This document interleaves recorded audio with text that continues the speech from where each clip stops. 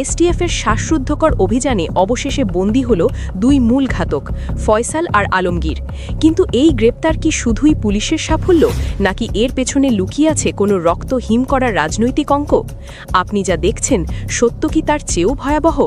আজ আমরা উন্মোচন করব সেই নীল নকশা, যা কেবল খুনিদের নয় বরং পর্দার আড়ালের আসল মাস্টারমাইন্ডদের মুখোশ টেনে ছিঁড়ে ফেলবে। প্রস্তুত হন, কারণ পরবর্তী কয়েক মিনিট আপনার হিম হওয়ার অবস্থা হতে পারে।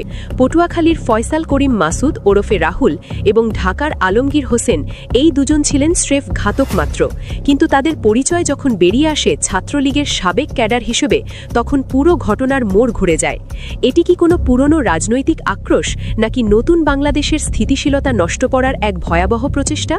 হত্যাকাণ্ডের পর ফয়সাল এবং আলমগীর যেভাবে উধাও হয়ে গেল, তা রীতিমতো সিনেমার গল্পকেও হার মানায়। বাংলাদেশ পুলিশের গোয়েন্দা জাল ছিঁড়ে তারা কিভাবে মেঘালয় সীমান্তে পৌঁছালো?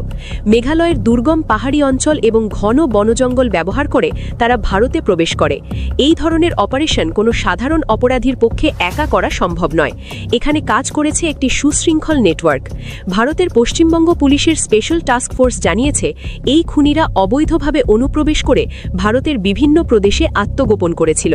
তারা বারবার তাদের অবস্থান পরিবর্তন করেছে, পরিচয় গোপন রেখেছে এবং হয়তো কোনো স্থানীয় শক্তির আশ্রয়ও পেয়েছে। প্রশ্ন জাগে, এই দীর্ঘ সময় ধরে তাদের আর্থিক এবং লজিস্টিক সাপোর্ট দিল কে? এই রহস্যের জট খুললে হয়তো অনেক রাঘব বোয়ালের নাম সামনে চলে আসবে, যা শুনলে অনেকেরই হিম হবার অবস্থা হতে পারে। দীর্ঘদিন আত্মগোপন করার পর হঠাৎ কেন তারা বনগাঁ সীমান্তে ফিরে এলো? ভারতীয় গোয়েন্দাদের দাবি, তারা পুনরায় বাংলাদেশে প্রবেশের ছক কষছিল। সম্ভবত তারা মনে করেছিল যে ওপারে পরিস্থিতি তাদের অনুকূলে, অথবা তাদের কোনো নতুন অ্যাসাইনমেন্ট দিয়ে পাঠানো হচ্ছিল। কিন্তু ভারতীয় স্পেশাল টাস্ক ফোর্সের কাছে আগাম তথ্য ছিল। শনিবার দিবাগত রাতে যখন বনগাঁর সেই গোপন আস্তানায় অভিযান চালানো হয়, তখন খুনিরা পালানোর কোনো পথ পায়নি।